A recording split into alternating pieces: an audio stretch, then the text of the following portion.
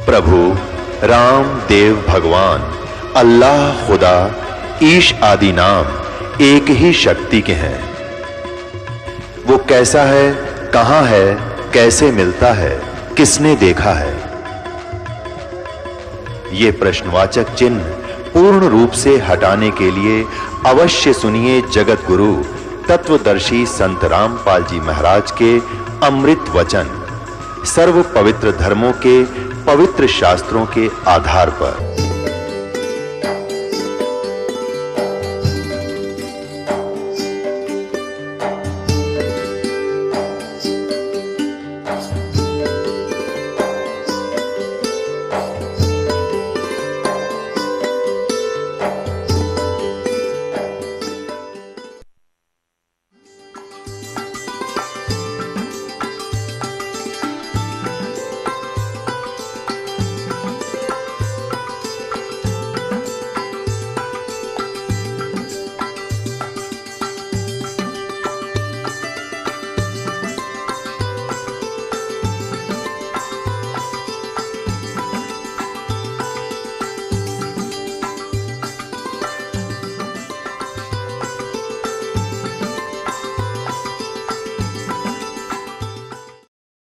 पुण्यात्माओं, अब इस कंसेप्ट को क्लियर किया है आदरणीय गरीबदास साहिब जी ने कि ये 2 अक्षर का मंत्र है जिसमें एक ओम है और एक तत् है जो अभी आपको दिखा दिया। तो गरीबदास साहिब ने कहा है कि राम नाम जप कर थर होई, ओम सोहम मंत्र दोई। जिस राम के नाम का जाप करने से स्थाई स्थान प्राप्त होता है, सतलोक मोक्ष होता है, जिससे ये ओहम सोहम मंत्र दोई। फिर क्या बताया है कि ओम सोहम जाप जपिए, योग युगत या धूनी तपिए। अब जैसे वाहेगुरु जो जाप दिया था नानक साहिब जी को, साहिब जी ने बताया था कि मर्दाना तू वाहेगुरु जाप कर।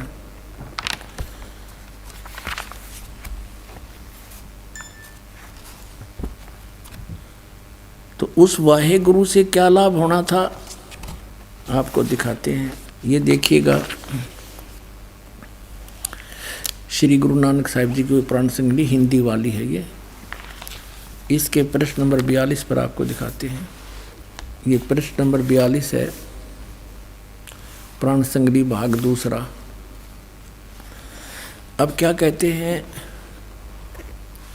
धुंधकार प्रभु रह निरारा, नानक त्यों से किया पसारा, तहाँ वाह आपे खाइंदा।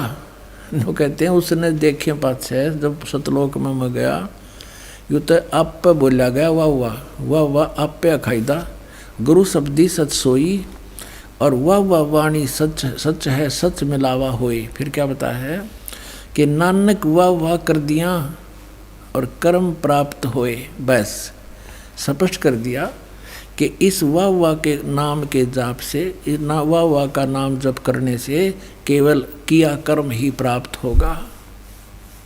फिर आगे स्पष्ट किया कि वाह करती रसना सुहाई, पर पूरे शब्दी मिलिया प्रभु आई। वो पूरा शब्द अन्य है, वाह से तो केवल कर्म प्राप्ति होगा, जो किया वैसा ही मिलेगा। वाह मुख सहज कढ़ाई, अपने आप निकलने लग गया मेरे मुख से। वाह शिव पर भी बन आई। अब पुण्यात्माओं, अगर ये वाह शब्द ही कंप्लीट फाइनल होता तो फिर यहाँ नहीं कहते कि नामों में नाम, ये 2 मंत्र का जाना कि ये है वो असली मंत्र। नामों में, सब नामों में श्रेष्ठ नाम यही जाना। अब देखना, नानक आदरणीय गरीबदास साहिब जी ने कहा था, झांकी वे कबीर की नानक की तीवा, और वह सिखा का गल पड़ी कौन छुटावे था। देखिएगा इसको 40 पृष्ठ पर इसी प्राण संगली के अंदर स्पष्ट है। प्राण संगली भाग दूसरा प्रश्न नंबर 40 पर, जब अपने प्राण पिंड की जानी, तब प्रगटी वाह की वाणी। ओह, कहता जब मैंने अपने बारे में, अपने जीव के और शरीर के बारे में जानकारी हुई इस परम संत से, परमात्मा से, कहते जब या वाह की वाणी प्रकट हुई, वाह तरह की। तो कहने का भाव ये है कि इस वाहे गुरु से तो केवल वर्क डन मिलता रहा, और ये ग्लूकोज लगा गए थे नानक साहिब जी पूरे अपने अनुयायियों को। और ग्लूकोज से क्या होता है, रोग नहीं कटता, लेकिन शरीर खराब नहीं होता जब लग सर्जन नहीं आता। तो पुण्यात्माओं, अभी तक ये महापुरुष इस मानव समाज के ग्लूकोज लागे थे। ये कोई तो गीता के पाठ करण कला दिए परमात्मा ने, कोई गुरु ग्रंथ साहिब की वाणी के पाठ पर लगा दिए, धर्म भंडारे शुरू करवा दिए। तो ये ग्लूकोज थे, ये यज्ञ जो है ग्लूकोज का काम करती है। और अब इस दास को भेज दिया सर्जन बना के। अब आपके जन्म मरण के रोग का पूरा ट्रीटमेंट इस दास के पास है। और सब के सब पार हो जाएंगे, चाहे पूरा विश्व नाम ले लियो। अपना आत्माओं, परमात्मा की असीम कृपा से आप जी को ये अनमोल वचन और अनमोल ग्रंथों के दर्शन हो रहे हैं, सुन रहे हो। इन्हीं सदग्रंथों को आप पढ़ा करते, लेकिन आप इसको समझ नहीं सकते। कहते हैं गुरु बिन काहू न पाया ज्ञाना, ज्यों थोथा भूस छड़े मूड किसाना। गुरु बिन वेद पढ़े जो प्राणी, समझे ना सार रहे अज्ञानी। तो अभी तक आपके समक्ष है, इन महापुरुषों की वाणी को समझना किसी के बस की बात नहीं। एक और आपको दिखाते हैं कि नानक साहिब जी के साथ मर्दाना जी एक बार प्रहलाद जी के लोक में चले गए, जो यहाँ से लगभग लाखों किलोमीटर है। ये देखिएगा, ये वही प्राण संगली है गुरु नानक देव जी की। ये जन्म साखी है भाई बाला वाली, ये आपको पहले भी दिखाई थी। अब इसके आपको दिखाते हैं 272 पृष्ठ पे।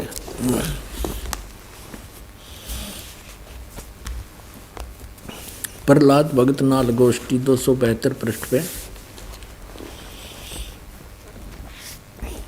तो प्रहलाद भगत किहा, जब नानक साहिब जी मर्दाना और बाला वहाँ पहुँचे प्रहलाद भगत के लोक में, ता प्रहलाद भगत किहा नानक तपाजी तैनू कलयुग विच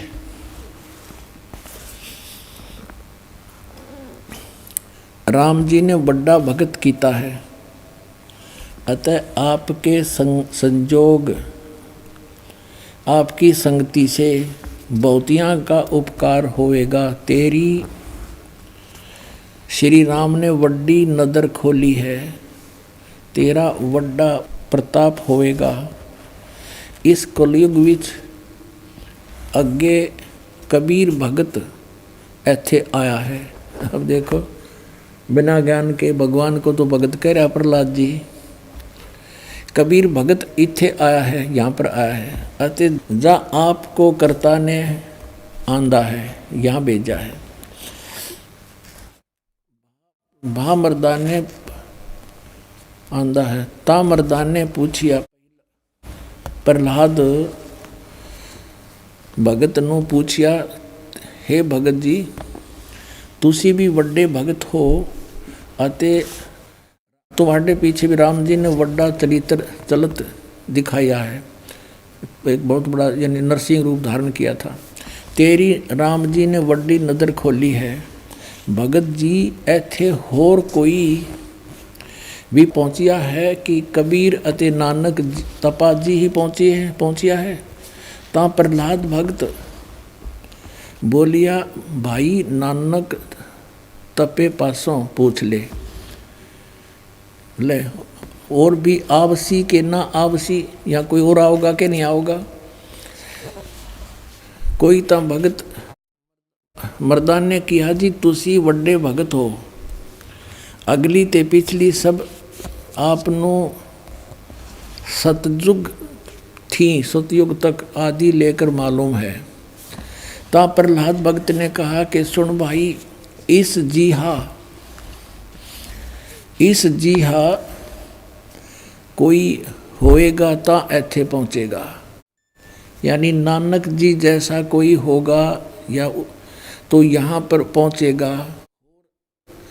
होरस दा ऐथे पहुँचण दा काम नहीं, होर आगे वड्डे वड्डे भगत होए हन अते होणगे, पर पहुँचिया कोई नहीं। ता फिर मर्दान ने पूछिया जी ऊ कद होए सी, और किते नेड़े जुग विच होसी, यानी वो कब होसी और को नेड़े तेड़े होगा या नज़दीकी होसी। ता प्रहलाद भगत किया सुन भाई, कलयुग विच होएगा, और जद नानक तपा सचखंड जावेगा ता उस तो पीछे ये लिखा 100 वर्ष वरे, यहाँ लिखना, यहाँ बोला था उसने सैकड़ों वर्ष के बाद, यहाँ इन्होंने वहाँ फिर 100 लिखना था, इसमें बस एक पर मात्रा होती 100 हो जाता, यहाँ पर 100 वर्ष, ये 100 वर्ष लिख दिया इन्होंने। उसी 100 वरे होसी अते एन्हा तेहा ते बगैर होर कोई ना आवसी, यानी इन तीना के बिना यहाँ पर कोई नहीं आ सकता। ता मर्दान ने पूछिया जी तीन केड़े हन। ता प्रहलाद भगत की हा भाई, आगे कबीर होया है ते हुण नानक तपा हुआ है, अते फिर ऊ होसी। ता मर्दान ने पूछिया जी कबीर जुलाहा होया ते नानक खतरी होए, अते जी ऊ किस वर्ण होएगा, वो किस वर्ण विच होएगा, यानी किस जाति से होएगा, ते किस धरती पर होएगा होसी, और केड़े शहर ता। प्रहलाद भगत किहा भाई पंजाब की धरती ते, और वर्ण जट वर्ण होगा, यानी जाट जाति में होगा।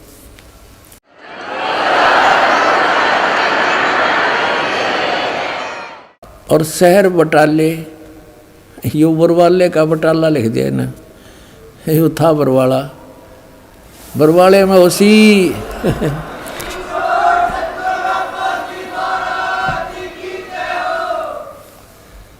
अब इसमें स्पष्ट कर दिया कि केवल 3 ही होंगे इस पृथ्वी पर इस राज को जानने वाले। एक तो भगवान स्वयं आए थे, कबीर परमेश्वर, अब उनको तो कोई समझ नहीं सका, वो तो परमात्मा थे ही।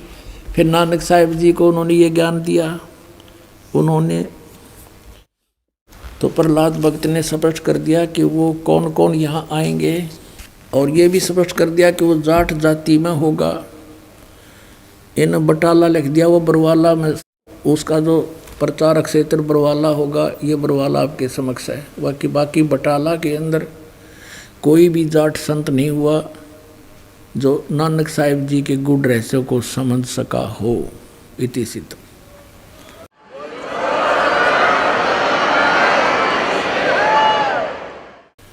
बोलो सतगुरुदेव की जय हो।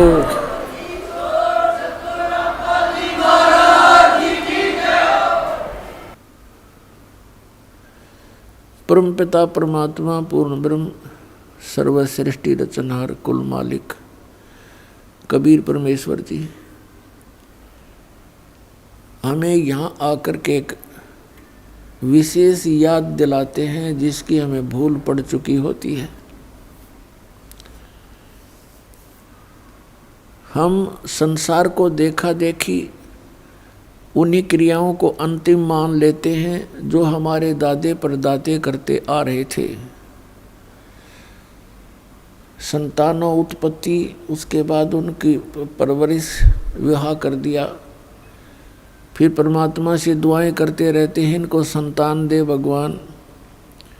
उनको संतान भी हो जाती है तो फिर बेशक हमारी मृत्यु कर दे भगवान, और सोचा करते कि हमारा काम पूरा हुआ, हमने अपना फर्ज अदा कर दिया। तो अब सत्संग में आने से हमें ज्ञान हुआ कि जो इस मनुष्य जीवन से करना था वो तो स्टार्ट भी नहीं किया, वो तो प्रारंभ भी नहीं किया। यदि किया तो शास्त्र विरुद्ध किया। यदि कुछ पुण्य आत्माएं भक्ति करते भी हैं तो उनको सतमार्ग का ज्ञान नहीं, सतनाम का पता नहीं, उस 2 अक्षर के मंत्र का, और उस 2 अक्षर के मंत्र के बिना प्राणी का मोक्ष नहीं।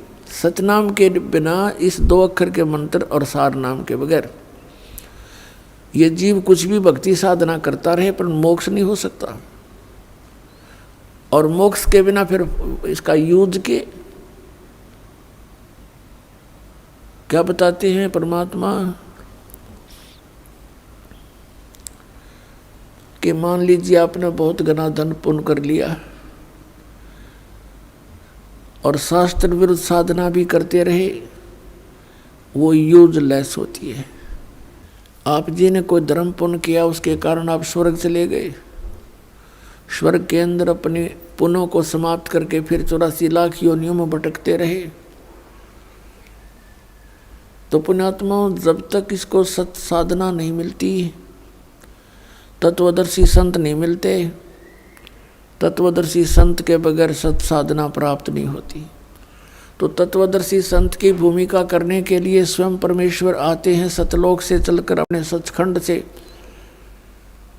उस तीसरे मुक्ति धाम से, और यहाँ आकर के एक महात्मा का रूप धारण करते हैं, जिंदा महात्मा का। कलयुग में जिंदा महात्मा का रूप बनाते हैं और सतयुग त्रेता द्वापर में ऋषि का रूप बना कर आते हैं, क्योंकि उस समय ऋषियों की महिमा होती है और इस समय में साधु संत किसी भी वेशभूषा में होते हैं, उन्हीं को आदरणीय माना जाता है। एक धर्मदास नाम के श्रद्धालु थे, बहुत बड़े धनी व्यक्ति थे। इतने धनी व्यक्ति थे, बताते हैं उनके पूर्वज इतने पैसे वाले थे कि वहाँ के राजा पर जब कोई प्राकृतिक आपदाएं आ जाती थी, जैसे फ्लड आ जाती या अकाल गिर जाता, तो धर्मदास जी के पूर्वजों से, उनके दादा से, पिताजी से वहाँ के राजा लोग वित्तीय सहायता प्राप्त किया करते थे। अब कहने का भाव ये है दास का कि इतना पैसा जिसको हम सुख मानते हैं, और उस सुख से भी आत्मा संतुष्ट नहीं होती, क्योंकि इसको पता है, आभास है कि परमात्मा प्राप्ति बिना इस जीव का कोई लाभ नहीं, इस मनुष्य शरीर का। इसलिए इतना कुछ होते हुए भी वो भगवान की लगन में लगे हुए होते हैं, तो महापुण्यकर्मी प्राणी होते हैं। ऋग्वेद मंडल नंबर 9 सूक्त नंबर 86 में, मंत्र नंबर उसके 26 और 27 में, ऋग्वेद मंडल नंबर 9 सूक्त 82 के मंत्र नंबर 1, 2, 3 में, ऋग्वेद मंडल नंबर 9 सूक्त 96 यानी 96 के मंत्र 16 से 20 में, ऋग्वेद मंडल नंबर 9 सूक्त नंबर 94 मंत्र 1 में,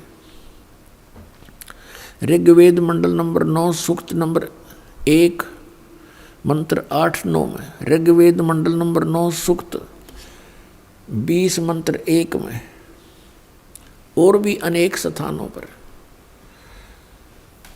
वेद बताते हैं कि वो परमात्मा कबीर देव है, कबीर साहब है, और ऊपर ध्युलोक में रहता है, विराजमान है। ध्युलोक माने तेजों में, प्रकाश में, लोक में, और वहाँ से गति करके यहाँ आता है, अच्छी आत्माओं को मिलता है, उनको ज्ञान उपदेश देता है। तो पुण्यात्माओं, जो वेद ज्ञान बताते हैं, वेद परमात्मा के गुण बताते हैं, महिमा बताते हैं, वो लीला एकमात्र कबीर परमेश्वर जी ने की है, जो काशी शहर में जुलाहे की भूमिका, दान की भूमिका किया करते थे। और वही एक जगत गुरु के रूप में, वही सब पीरां दे पीर यानी सब गुरुओं के गुरु, जगत गुरु वो स्वयं ही होते हैं। अब जैसा आपको दास बार बार बताता है कि जिन महापुरुषों को परमात्मा प्राप्ति हुई, उन्होंने परमात्मा के वही गुण बताए हैं जो वेदों में वर्णित है, और उन महापुरुषों ने वो भी ज्ञान दिया है जो वेदों में वर्णित नहीं है, इनसे आगे का है। तो जिस महापुरुष की वाणी वेदों से भी मिलती है और वेदों से हटकर जो परमात्मा ने स्वयं आकर ज्ञान बताया उससे मेल खाता है, तो वो संत परमात्मा से परिचित है, वो साक्षात्कार कर चुका है। तो कलयुग के अंदर जिन महापुरुषों को परमात्मा मिले उनमें से आदरणीय धर्मदास साहिब जी, आदरणीय मलुकदास साहिब जी,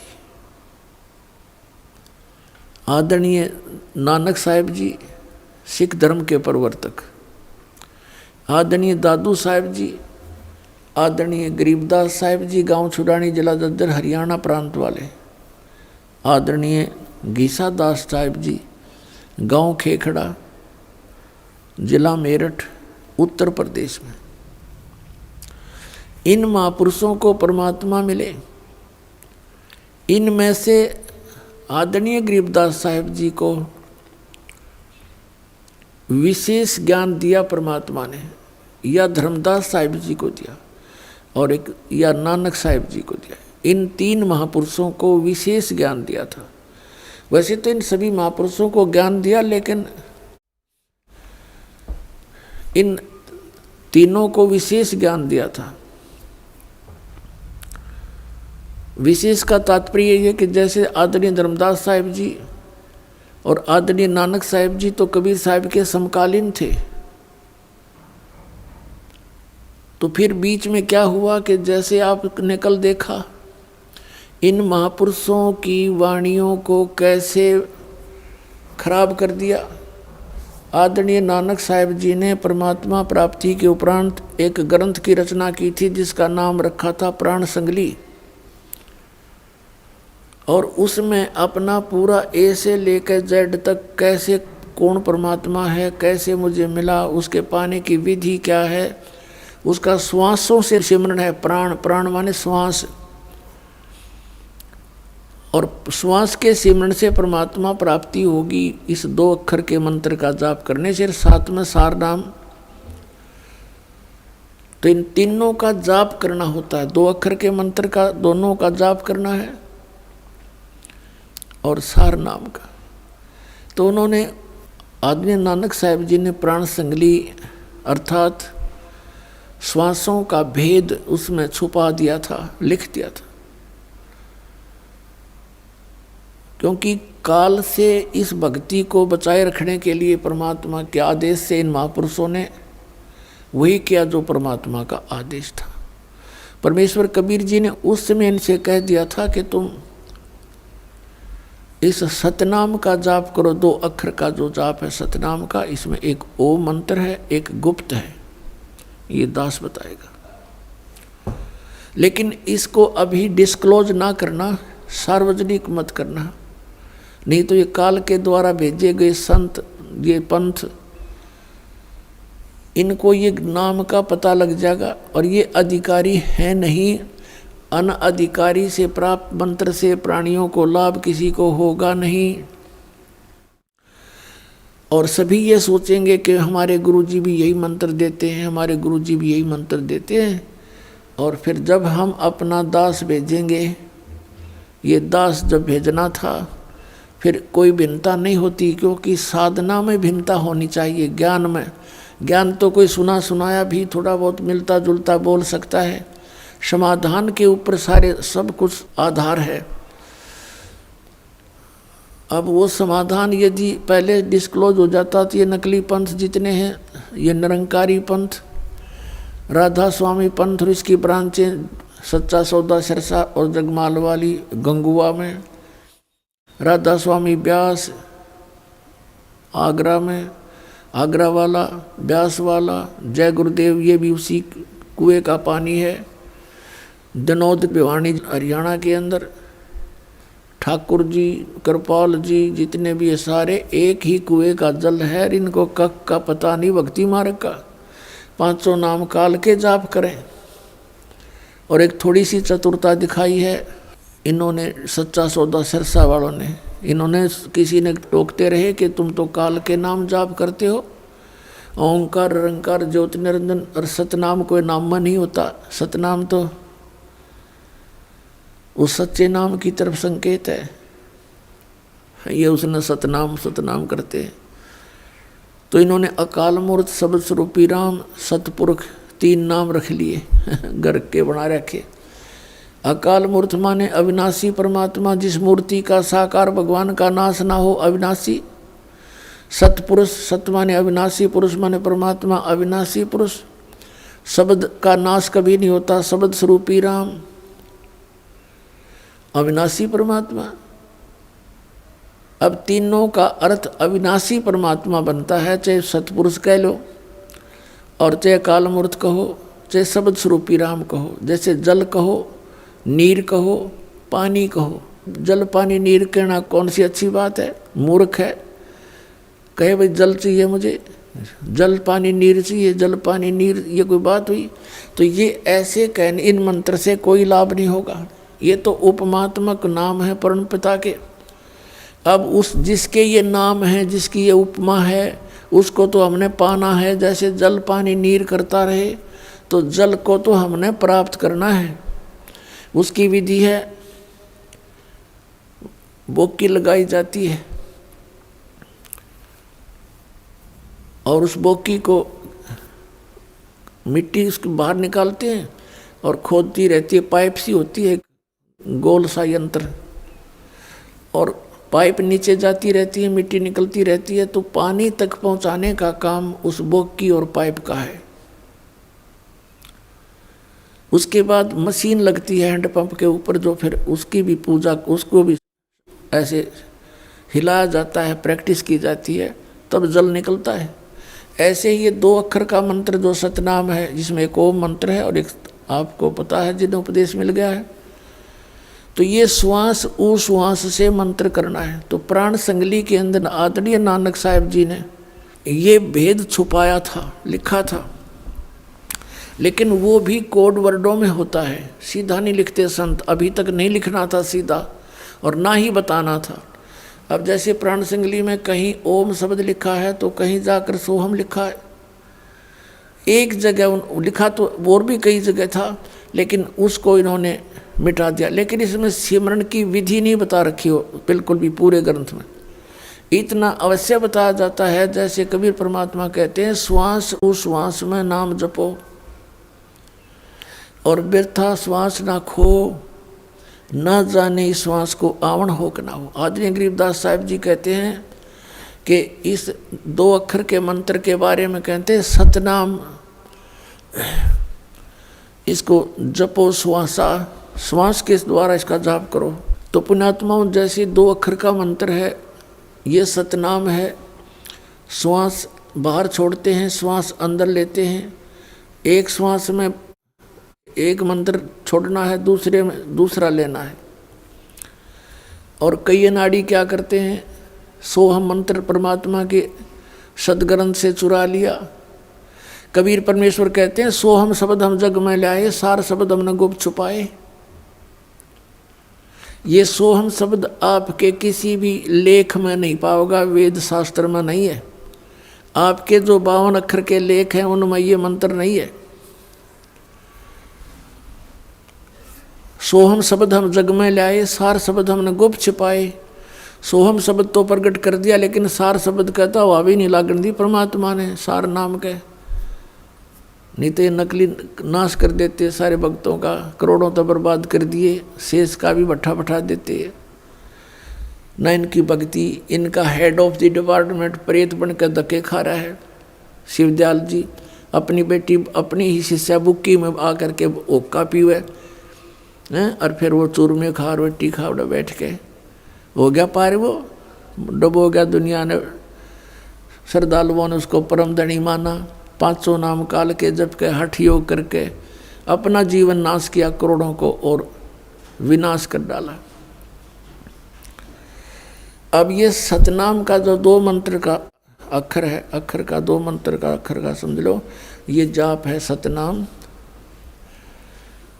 ये तो ऐसा समझो कि जैसे बोकी और पाइप का काम है। और उसके बाद फिर हैंड पंप, अगर मशीन नहीं बंधी ऊपर तो यूजलेस है वो, पाइप पानी तक पहुंच गई सारी बात होगी, लेकिन वो मशीन ना लगी तो भी यूजलेस है। तो सारनाम वो मशीन है और सतनाम ये 2 अक्षर का उस जल को पाने की बोकी का काम करेगा। उल्टी सुल्टी बोकी श्वास उस श्वास से लगेंगी। 3 महापुरुषों ने ये भेद नहीं बताया कि कैसे सिमरण करना होता है श्वास का, इतना अवश्य हिंट दिया है कि ये प्राणों से श्वासों से सिमरण होता है। और कुछ नाड़ी क्या करते हैं, परमात्मा के इस सूक्ष्म वेद से, कबीर वाणी से सोहम शब्द ले लिया, उसके 2 भाग कर लिए, कहते हैं 100 बाहर निकाला, हम अंदर ले ले। कमाल की बात है। एक मोटरसाइकिल के 2 भाग कर ले, बीच तक काट ले उसने, हरनों का यूं पही आगे न चलेगा, यूं पाछे न चलेगा। परमात्मा कहते हैं बेखों के लश्कर फिरें, ये बेखों के पंथों के लश्कर फिरें, यानी टोल के टोल बने फिरते हैं। ये बाणी चोर कठोर और सतगुरु धाम ना जावेंगे, ये 84 के ढोर। ओए होए, क्या बताते हैं कि ये ना जाने कितने पंथ बन गए, कितने संत बन गए, परमात्मा की वाणी चुरा करके बेखों के लश्कर फिरें, ये बाणी चोर कठोर और सतगुरु धाम ना जावेंगे, ये 84 के ढोर। राधा स्वामी वालों ने कबीर परमेश्वर जी की वाणी को चुरा कर नारी दुकान बना ली, और जिस कारण से मालिक की ये वाणी स्पष्ट सिद्ध हो रही है कि शिवदयाल जी भूत बनकर अपनी शिष्या बुक्की में प्रवेश है। तो पुण्यात्माओं, बुद्धिमान व्यक्ति को देर नहीं करनी चाहिए, मनुष्य जीवन बार बार नहीं मिलता। और इस दास के इस महापरोपकार के प्रयत्न को आलोचना मत गिनना, आपके लिए एक वरदान सिद्ध होगा। ये जब तक नकली और असली का आपके रूबरू नहीं कराया जाएगा, तब तक आपका भ्रम कैसे दूर होगा कि हमारे पास जो नोट है ये सचमुच नकली है या असली। अगर फिर भी आपका असली लगता है तो रखो, कोई दबाव नहीं किसी के ऊपर। तो सतनाम जो है ये आपको 2 अक्षर का दिया जाता है। फिर आदि नाम जिसे सारनाम कहते हैं वो ये दास आपको देगा और दे रहा है। अब ही देना था, इससे पहले इसकी भनक भी नहीं पड़न देनी थी किसी को। परमात्मा ने कहा धर्मदास मोरी लाख दुआई, ये सार नाम की दबार ना जाई। सार नाम बार जो पढ़ी बिचली पीढ़ी हंसनी तरही। तो पुण्यात्माओं, इन महापुरुषों को सतनाम के लिए भी मना कर दिया था कि ये मूल ज्ञान की दबार ना जाई।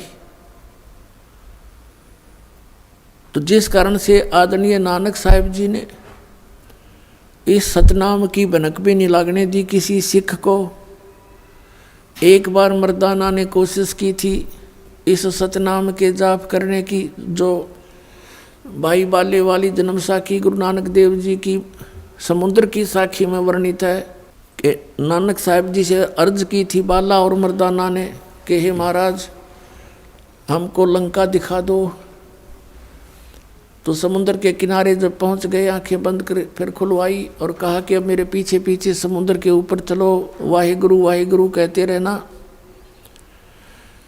आगे आगे नानक जी, श्री नानक देव जी, पीछे पीछे दोनों चेले बाला और मर्दाना चल रहे हैं। समुद्र के ऊपर जैसे पृथ्वी पर चला करते हैं, वो दोनों जने वाहिगुरु बोल रहे हैं, लेकिन नानक साहिब जी इस 2 अक्षर के मंत्र का नाम उच्चारण करके जाप कर रहा है। अब मर्दाना ने देखा कि गुरुजी तो ओम सोहम जपते जाते हैं, उसने भी यही 2 अक्षर का मंत्र शुरू कर दिया। तो समुद्र में डूबने लगा, गोते खाने लगा, मरने को हो गया। तब नानक साहब ने कहा कि भाई गुरु की करनी की तरफ नहीं देखा करते, गुरु जी की आज्ञा का पालन कर, वही मंत्र जाप कर जो मैंने तुझे कहा है, वाहे गुरु।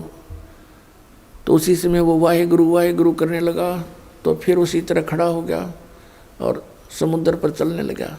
तो ये झटका देना जरूरी था और इस मंत्र को सार्वजनिक करना भी आवश्यक था कि ये पता चले कि मैं के मंत्र जाप करूँ था, मैं किससे मोक्ष हुआ मेरा। और परमात्मा का आदेश था कि आगे इसको दान नहीं करना। नानक साहिब जी ने किसी को नहीं दिया ये मंत्र, स्वयं जाप किया। तो पुण्यात्माओं, वो महापुरुष थे, वो दृढ़ भक्त थे, जैसा कि वेदों में लिखा कि वो दृढ़ भक्त को आकर मिलता है। तो ये वो दृढ़ भक्त थे, इन्होंने भगवान के आदेश का पालन किया। ये नहीं सोचा कि आने वाले अनुयायियों का क्या होगा। वो परिचित थे इस बात से, परमात्मा से डेली वार्ता किया करते थे। वो परमात्मा कबीर परमेश्वर जी उनको समझा करते थे कि चिंता ना करो, तुम ये वाहेगुरु मंत्र देते हो, ये वाहेगुरु कौन है? ये कबीर परमेश्वर की तरफ संकेत है। आदरणीय गरीबदास साहिब जी कहते हैं, झांकी वे कबीर की नानक कीती वाह, और वह सिखा के गल पड़ी कौन छुड़ावेता। तो आपको कल प्राण संगली में दिखाया था कि वाहेगुरु नाम के जाप से वर्क डन मिलता है, किया कर्म ही मिलता है, मोक्ष नहीं हो सकता। और मोक्ष के लिए ये सतनाम 2 अक्षर का ये अनिवार्य है। तो यहाँ ये भी ध्यान रहे कि नानक साहिब जी के उपरांत जितने भी 9 गुरु हुए हैं सिख धर्म के, उनको भी सतनाम प्राप्त नहीं था।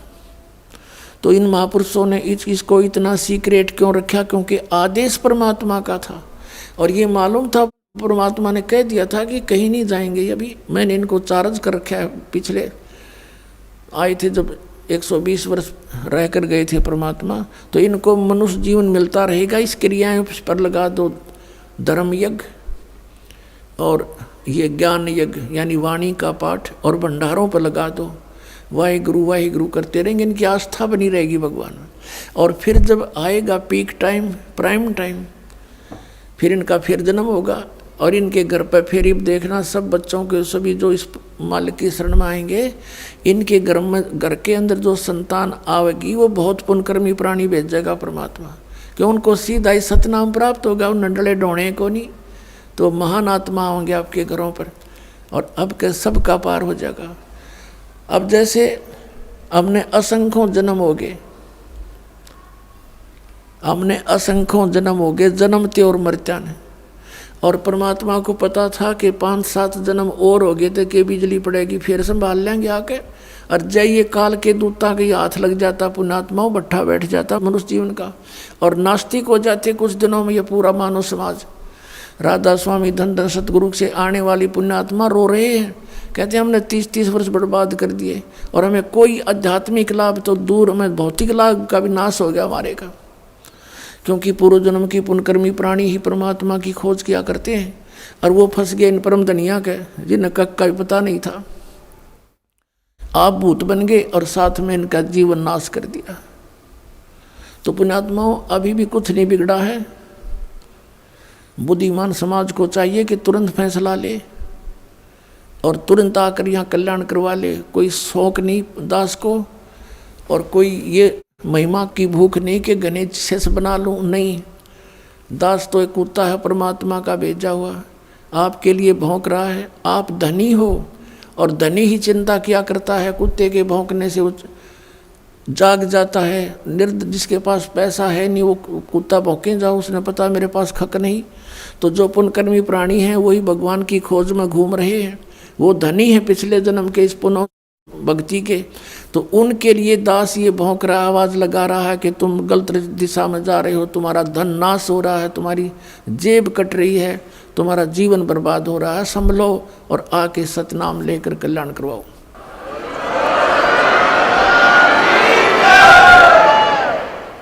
अब जैसा दास ने एक वाक्य बोला था कि इन 3 महापुरुषों को विशेष ज्ञान दिया, किन किन को?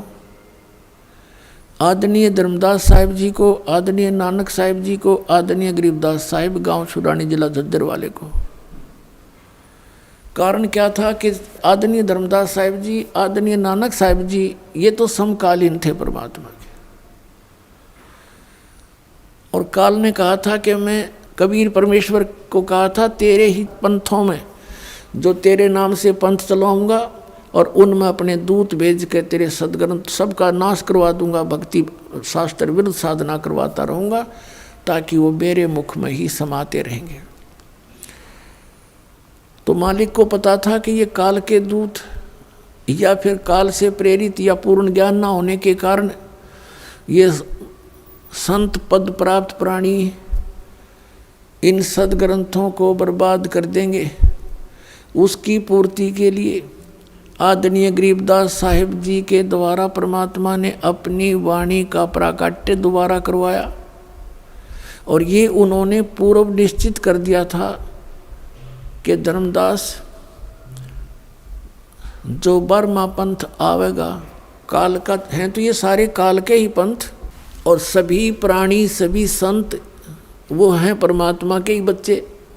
लेकिन यहाँ वो आते हैं अच्छे कर्म के लिए, करते हैं शुभ, मार्गदर्शन करूं, सबको रास्ता बताऊं, लेकिन उनको वो भ्रमित कर देता है। काल उनका दुरुपयोग कर लेता है। परमात्मा की अच्छी आत्माओं को जो गुरु पद प्राप्त करते हैं, बहुत अच्छी आत्माएं होती हैं, और तत्व ज्ञान के अभाव से फिर वो उनको स्वयं प्रयोग करके उन्हीं की शब्द शक्ति से जनता को भ्रमित करवा के उनके अनुयायी बनवा देता, बहुत ढेर सारे, और सब शास्त्र विरुद्ध साधना कर रहे होते। इसलिए परमात्मा ने कहा था कि फिर बर्म पंथ गरीबदास पंथ होगा, और बर्म पंथ में मेरी वाणी प्रकट हो जाएगी, मेरी महिमा मेरी यथार्थता फिर दोबारा प्रकट होएगी। बीच में जो गड़बड़ कर दी जाती है किसी भी कारण से, ये संत जन सोचते तो हैं हम अच्छा कर रहे हैं, लेकिन फिर भी इनसे गलती हो जाती है। उसकी पूर्ति करने के लिए परमात्मा ने आदरणीय गरीबदास साहिब जी को फिर विशेष ज्ञान दिया।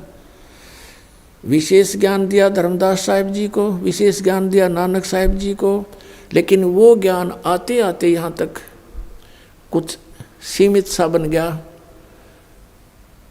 और उस जो यथार्थ ज्ञान थे उनको किसी भी कारण से वो प्रकाश में नहीं लाया गया। इसका एक थोड़ा सा भेद उदाहरण देते हैं। जैसे आदरणीय नानक साहिब जी ने परमात्मा की महिमा, और जैसे जैसे उनके साथ घटना घटी, कौन परमात्मा मिले, कौन थे उनके गुरु, वो विशेषकर इस प्राण संगति में वर्णन कर दिया था। तो फिर उधर से एक घटना ऐसी मालिक ने रजा बख्शी थी कि मर्दाना ने 2 अक्षर का नाम जाप करना शुरू कर दिया था। वहाँ उसको झटका देना भी अनिवार्य था कि कहीं आने वाले समय में अन्य कोई इस मंत्र का जाप करता रहे, सार्वजनिक हो जावे और परमात्मा के आदेश की उल्लंघना हो जाएगी, मैं दोषी हो जाऊंगा। नानक साहिब जी ने सोचा था। फिर इसको, इस खजाने को रखना भी सुरक्षित आवश्यक था कि आने वाले समय में जब इस दास को भेजना था, अब ये समय था। तो यहाँ तक इस परमात्मा के इतिहास को जीवित भी रखना था। अब क्या किया, प्राण संगली के बारे में नानक साहिब जी ने क्या लिखा है उसको, उस ग्रंथ के बारे में, और फिर उसको गुरु ग्रंथ साहिब में शामिल नहीं किया गया। उसका कारण क्या था? उसका कारण यही था कि इस प्राण संगली के अंदर पूरी डिटेल लिखी हुई थी। इस 2 अक्षर के मंत्र की रह कर लिखा हुआ था, बहुत बार लिखा हुआ था, और साथ में ये भी लिखा हुआ था कि मुझे बनारस में, काशी में वो कबीर जो धानक है जुलाहा, वो मेरा गुरु जी था, मैंने उनसे उपदेश लिया था। अब 5वें गुरु अर्जुन देव जी ने जब उसको पढ़ा, राजा शिवनाभ से मंगाकर सिंगल दीप तय, उसमें जब सारा कुछ डिटेल देखी, उसमें ये मंत्र भी था जो मर्दाना ने जाप किया और श्री नानक साहिब जी ने मना कर दिया था। तो उन्होंने ये दृष्टिकोण भी रखा कि कहीं इस ग्रंथ को, प्राण संगली को, गुरु ग्रंथ साहिब में मिला दूं, आने वाले समय में सिख समाज इसका जाप करेगा, क्योंकि लिखा गया तो पढ़े भी गए, जाप भी करने लग जाएंगे, क्योंकि इसमें बहुत डिटेल लिखी है कि इस नाम के बिना मोक्ष नहीं हो सकता। प्राण संगली में लिखा है कि इस मंत्र से, सतनाम से, सच्चे नाम बिन मोक्ष नहीं हो सकता। तो अंडरस्टूड है कि अगर ये पता लग जाता है इसमें लिखा तो ये शुरू कर देते, वाहे गुरु छोड़ के इसको भी शुरू कर देते, तो इन काल के दूतों का हाथ लग जाता। जिस कारण से श्री अर्जुन देव जी ने इस पवित्र सदग्रंथ को, नानक साहिब के द्वारा लिखे सदग्रंथ को जल में फेंक दिया पूरा का पूरा। अब देखो, ऐसे इस काल ने, चाहे कुछ भी कारण था, उन महापुरुष ने कुछ भी सोचा, लेकिन ये अच्छा प्रयत्न नहीं था कि उसको समाप्त कर देना। ठीक है, ग्रंथ साहिब में नहीं डालना था तो अलग रख लेते और उसको आने वाले को बता जाते कि इसको अभी सीक्रेट रखना है। फिर भी दया करी दाता ने उसको निकलवाया किसी में प्रेरणा करके। अब देखो इन्हीं का इतिहास बताते हैं। ये प्राण संगली देखो,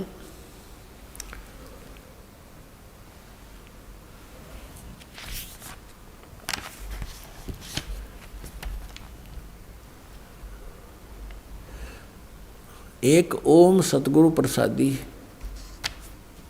अब देखो यहाँ इसको समझने की बात है, ये एक का अर्थ वो गुप्त मंत्र है, ओम का, ये ओम स्पष्ट है, ये गुप्त रखा है। इनको इकट्ठा करने की, सार्वजनिक नहीं करना था।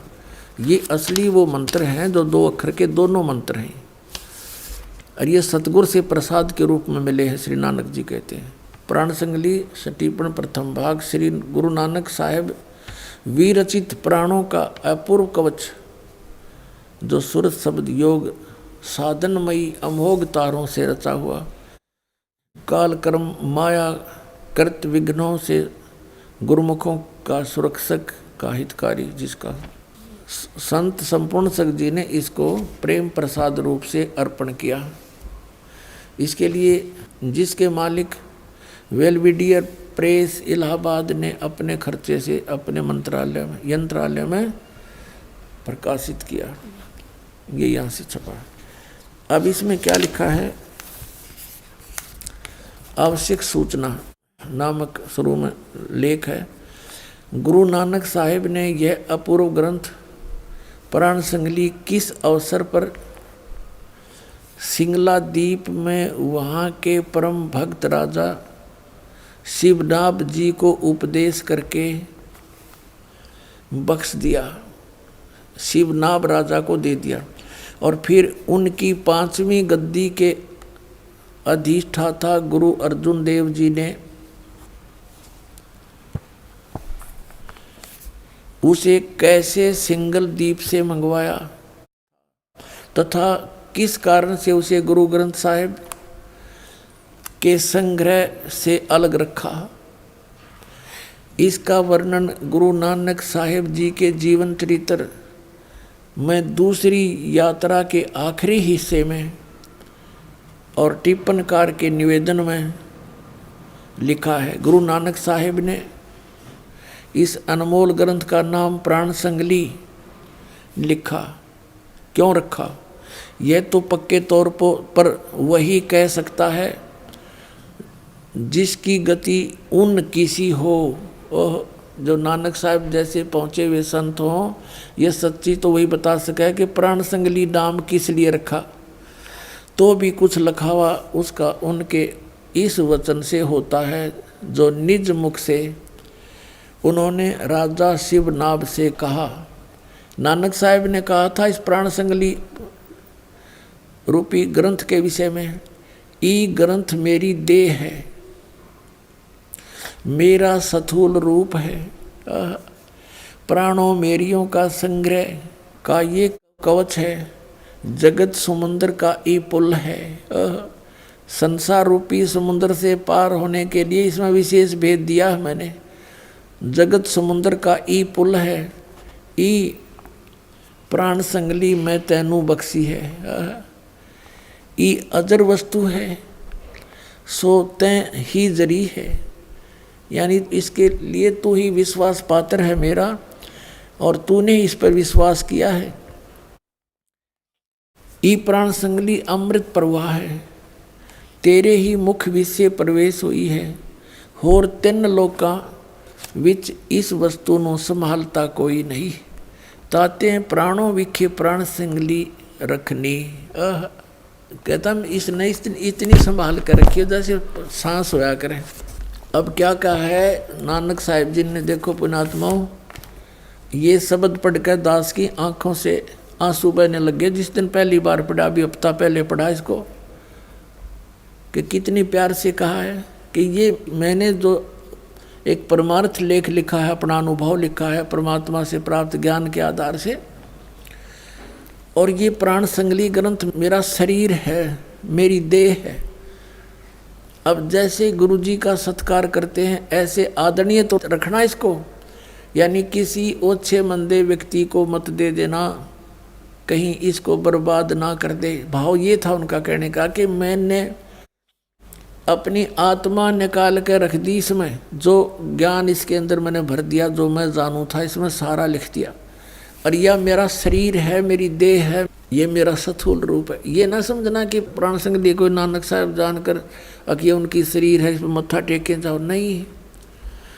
ये लेख हैं, ये धन दबागे, इसमें एक अनमोल धन दबागे महापुरुष, और आप उनके बच्चे हो, आपके लिए दबा गए। अब जैसे एक सेठ की मृत्यु होगी, उसने डायरी में लिख रखा था कि चांदनी 14 रात के 12 बजे मंदिर के गुम्बद में इतने पैसे करोड़ों रुपये का धन दबा रखा है। अब उस पिता की मृत्यु होगी सेठ की, बच्चों ने वह डायरी पढ़ी और कहने लगे भाई मंदिर के गुम्बद में पिताजी ने बहुत धन दबा रखा है। उनके अंतिम संस्कार के बाद उन्होंने तुरंत मंदिर का गुम्बद फोड़ डाला, लेकिन वहाँ कुछ नहीं पाया।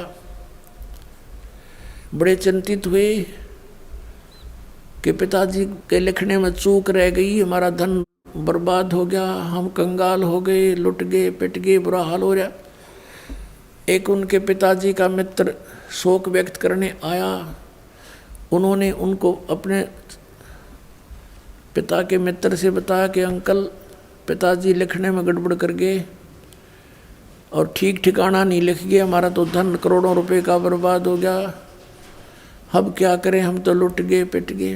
वो दूसरा सेठ, वो जानकार था इन कोड वर्डों का, उसने कहा बेटा वो डायरी दिखाओ। वह डायरी दिखाई, वो समझ गया, लेकिन बच्चे नहीं समझ सके और उसको बड़ा संभाल कर रखे हुए थे, छुपा कर रखे थे। तो क्या हुआ, उस सेठ ने कहा इस गुम्बद को पुनः बना दो जो तुमने तोड़ा है।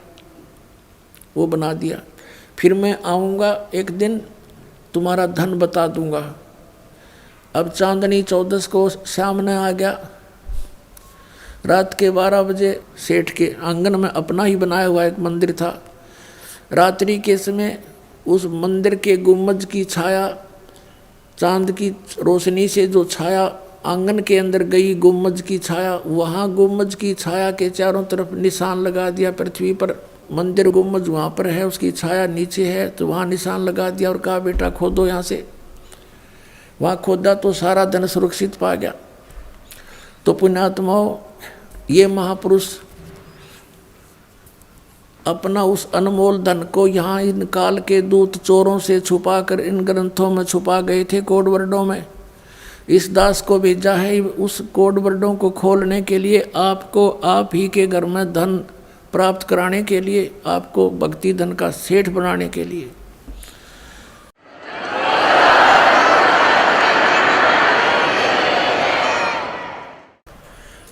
अब इसमें स्पष्ट लिखा है कि प्राण संगली नाम क्यों रखा गया, इसके बारे में वही बता सकता है जो उन्हीं कैसा होगा, यानी आदरणीय नानक साहिब जी जैसे महापुरुष, यानी उन्हीं के समान ज्ञान रखने वाले। वैसे दास उन महापुरुषों के बराबर तो नहीं हो सकता, लेकिन परमेश्वर जी की कृपा से, गुरुदेव की कृपा से इस दास को इतना ज्ञान अवश्य हो गया कि इन महापुरुषों के इस लोक को जिसमें खजाना दबा गए थे, ये खूब खोलने में सक्षम है और पूरा ज्ञान है इस दास को।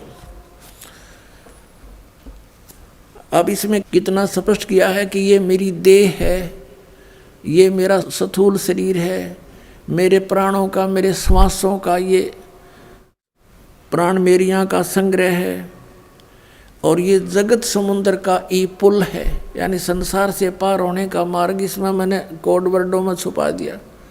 तो इस प्रकार पुण्यात्माओं आगे क्या दिखाते हैं आपको और दिखाते हैं इसमें। ये निवेदन है, यही प्राण संगली अभी आप पढ़ रहे थे। अभी आपने आवश्यक सूचना पढ़ी थी, अब निवेदन पढ़े। श्री गुरु नानक साहेब के पंचम स्थान पर श्री अर्जुन देव जी हुए हैं, जिन्होंने गुरुवाणी की बीड़ बांधते समय, यानी गुरुवाणी की एक पुस्तक बनाई जिसको श्री गुरु ग्रंथ साहिब करने लगे, बांधते समय भाई पैड़ा नामक एक शिष्य को संगल दीप भेजकर राजा शिवनाभ के पोत्र के पास से यह ग्रंथ मंगवाया था। आदरणीय नानक साहिब जी राजा शिवनाभ को दे गए थे। नानक साहिब जी सतलोक चले गए, उधर से शिवनाभ की मृत्यु होगी, उसका पौत्र राजा था। अर्जुन देव 5वीं गद्दी पर, नानक साहिब की परंपरा में 5वें गद्दी नसीन हुए, उस समय उनका पौत्र था राजा का, तो उस पौत्र से यह ग्रंथ मंगवाया था। और जिस किसी कारण विशेष से श्री गुरु ग्रंथ साहिब की बीड़ में रखना उचित न समझकर सर्वथा जल प्रवाहित कर दिया था। ओए ये पूरी प्राण संगली जिसको नानक साहिब जी कहते हैं, ई ग्रंथ मेरी देह है, मेरा स्थूल रूप है, प्राणों मेरियों का संग्रह कहो, कवच है, जगत समुद्र का पुल है। ई प्राण संगली में तैनु बख्शी है, प्राण संगली अमृत प्रवाह है। ये अजर वस्तु है, सोते ही जरी है, और 3 लोकों में से कोई संभालने वाला नहीं था। अब यहाँ पर देखिएगा, विवेकहीनता के कारण महापुरुष ने कैसे जल में डाल दिया फिर इसको। राजा शिवनाभ के पौत्र के पास से एक ग्रंथ मंगवाया था, और जिस किसी कारण विशेष से श्री गुरु ग्रंथ साहिब की बीड़ में रखना उचित ना समझकर सर्वथा ही जल प्रवाहित कर दिया था। पूरी की पूरी। अब नानक साहिब तो क्या कह रहे हैं, मेरा शरीर है, तो इन्होंने नानक साहिब को डुबो दिया पानी में। और जो कि एक परम प्रेमी साधु की अत्यंत प्रार्थना से द्रवीभूत हुए गुरु साहिब के वचन अनुसार जल से निकलवाया। परमात्मा ने कृपा बख्शी, किसी एक साधु भक्त के अंदर प्रेरणा दी। अर्जुन देव जी से प्रार्थना की कि हे दाता, हम इसको छुपा कर रख लेंगे, भगवान का अनमोल ग्रंथ है, अनमोल ज्ञान है इसके अंदर, हम छुपा कर रख लेंगे, किसी को नहीं बताएंगे। महापुरुष की वाणी को ऐसे जल में ना प्रवाह करो। बड़ा प्रयत्न से लिखा है, हाथ से लिखा हुआ है, कितना समय लगा होगा। तो इस कारण से उस संत की प्रार्थना से अर्जुन देव जी ने अलाउड कर दिया कि निकाल लो, पर ले जा तू कहीं, छुपा ले इसको। परमात्मा ने कृपा बख्शी, किसी एक साधु भक्त के अंदर प्रेरणा दी। अर्जुन देव जी से प्रार्थना की कि हे दाता, हम इसको छुपा कर रख लेंगे, भगवान का अनमोल ग्रंथ है, अनमोल ज्ञान है इसके अंदर, हम छुपा कर रख लेंगे, किसी को नहीं बताएंगे। महापुरुष की वाणी को ऐसे जल में ना प्रवाह करो। बड़ा प्रयत्न से लिखा है, हाथ से लिखा हुआ है, कितना समय लगा होगा। तो इस कारण से उस संत की प्रार्थना से अर्जुन देव जी ने अलाउड कर दिया कि निकाल लो, पर ले जा तू कहीं, छुपा ले इसको।